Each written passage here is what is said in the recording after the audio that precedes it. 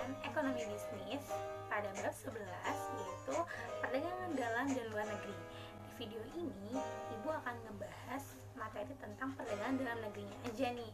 Jadi kamu persiapkan cemilan, persiapkan tenaga kamu dan buku catatan kamu untuk mempelajari materi dari awal sampai akhir.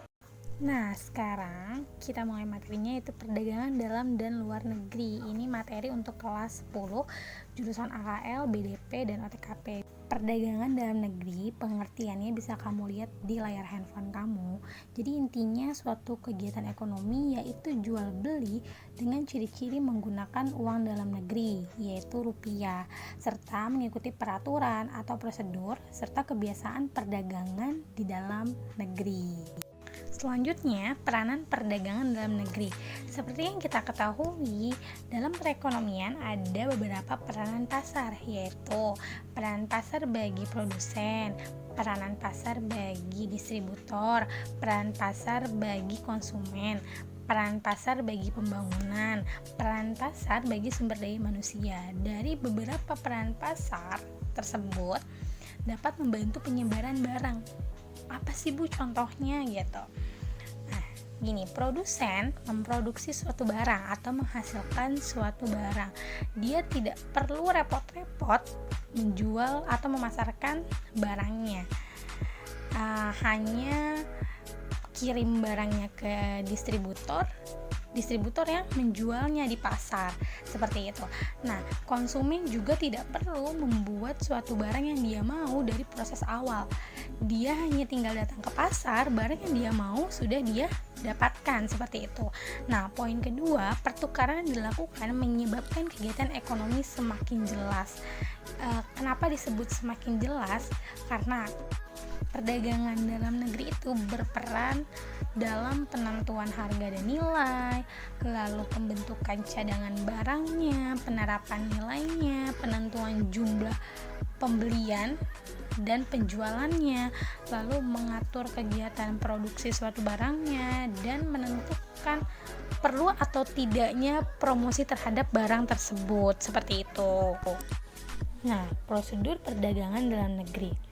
Barang berasal dari kegiatan produksi disalurkan melalui pedagang besar, lalu pedagang menengah, lalu ke pedagang kecil. Jadi tersebut adalah salah satu alternatif. Jadi masih ada saluran pedagang yang lainnya. Untuk selanjutnya, yaitu bukti-bukti pembukuan dalam perdagangan dalam negeri. Ada 3. Yang pertama faktur, nota kredit, dan kwitansi. Nanti Ibu akan kasih gambar yang akan lebih jelasnya lagi. Oke, faktur. Nah, ini dia gambar dari faktur. Faktur itu biasanya bukti pencatatan transaksi bagi perusahaan penjual dan perusahaan pembeli. Dan ini transaksinya secara kredit. Dan dia terdiri dari 3 rangkap biasanya ya. Rangkap pertama itu bukti untuk penjual, disebut faktur penjualan, dan lembar kedua atau rangkap kedua biasanya bukti untuk pembeli, disebut faktur pembelian, dan rangkap ketiga itu biasanya digunakan untuk arsip dari jual beli barang tersebut, seperti itu. Nah, ini dia gambar dari nota kredit. Jadi, dalam transaksi jual beli tidak semua barang yang dibeli sama perusahaan itu sesuai spesifikasinya. Bisa jadi rusak dan lain sebagainya, sehingga menimbulkan pengembalian barang atau yang biasa disebut dengan retur. Pada pengembalian barang tersebut berarti mengurangi nilai transaksi kreditnya nih antara si penjual dan pembeli. Pada pihak penjual, piutangnya akan berkurang karena sejumlah barang yang akan dikembalikan. Nah, diilustrasikan nih dari nota yang ada di layar handphone kamu. Penjualnya adalah Bina Setia, pembelinya adalah kantor akuntan Nugroho. Karena ada 1 komputer Toshiba, tadi kan kita dapat faktur nih. Nah, dia membeli 2 komputer Toshiba. Ternyata salah satu komputer Toshiba yang diterima itu rusak. Maka dari itu, kantor akuntan mengembalikan komputer yang rusak dan Bina Setia memberikan nota kredit sebagai berikut. Nah, tertera akun Anda telah kami kreditkan sebesar 5.500.000. Harga tersebut adalah harga satu komputer Toshiba.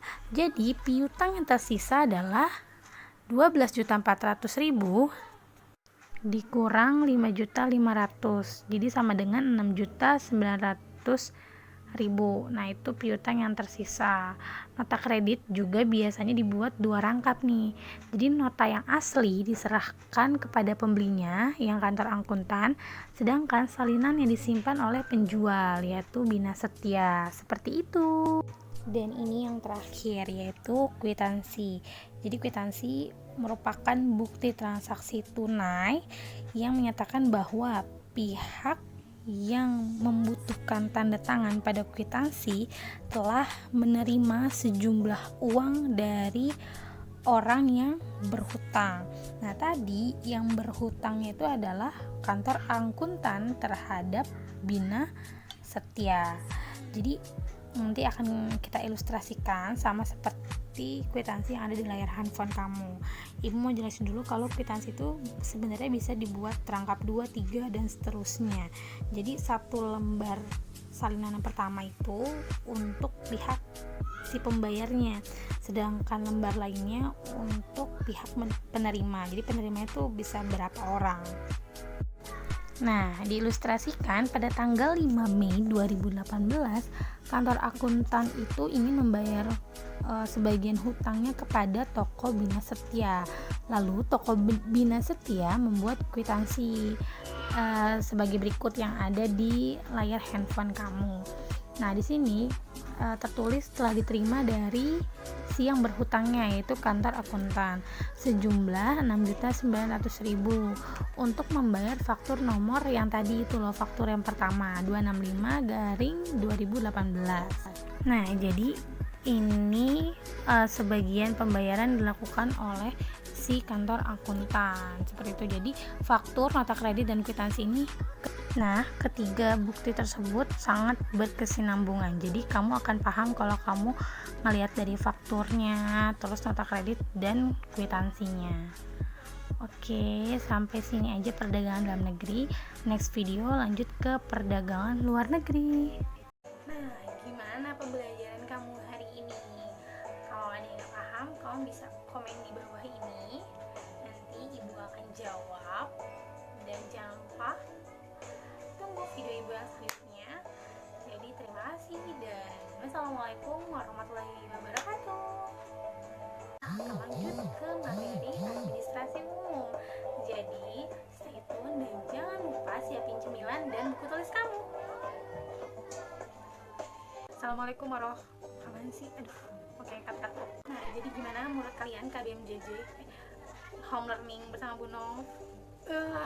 Tag berapa kali gue?